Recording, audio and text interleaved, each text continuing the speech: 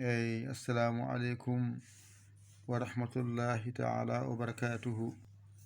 Bandiraɓe sehilaɓe jangiyankoɓe, windande men adinde ko Alif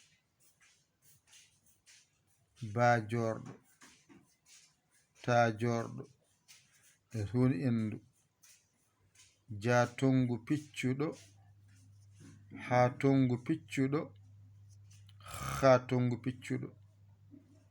Kala ko wayni en wiye Alif, kala ko wayni en wiye Bajorɗo, kala ko wayni en wiye Tajorɗo, kala ko wayni en wiye Hun Endu, kala ko wayni Jatongu Piccuɗo, kala ko wayni Hatongu Piccuɗo, kala ko wayni Hatongu Piccuɗo.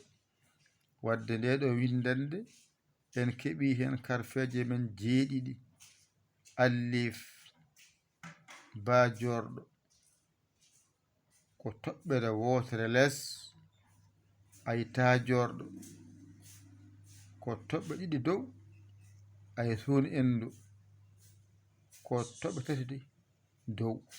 Ndeka noon ɗo e ɗo e ɗo ene nandi. Holko serni ɗum? Ay nani ɗo ko Bajorɗo, so wayini wiye Tajorɗo, so wayini wiye Hun Endu. Ay o e o e o ene nandi, kono ɗo ene toɓɓi less, ɗo toɓɓani, ɗo toɓɓi dow. Ndeka noon so toɓɓi less tan wiyete ko Jatongu, ɗum ɗo wiyete Piccuɗo o. Wadde mbiya Jatongu mbiya Piccuɗo. Ɗum ɗo woni Hatongu o, ɗum ɗo wiyete Piccuɗo o.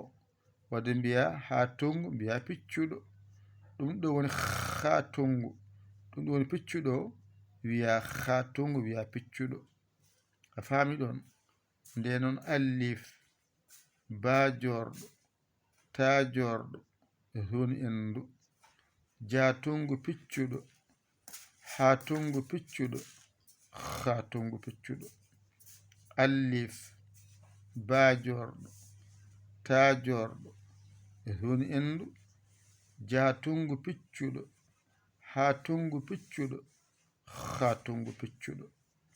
Alif Bajorɗo Tajorɗo Hun Endu Jatongu Piccuɗo Hatongu Piccuɗo Hatongu Piccuɗo. Windande men adinde nan ɗon. ƴette kuɗi mon e karneji mon, mbañitoɗon jangon ɗigga.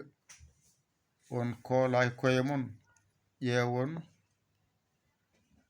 camorɗo on, ɗakkoɗon saɗa makko, o walla on ha jiyon lawol. On yani mon walla on noon, on caggi nodde en e numéro men oɗo.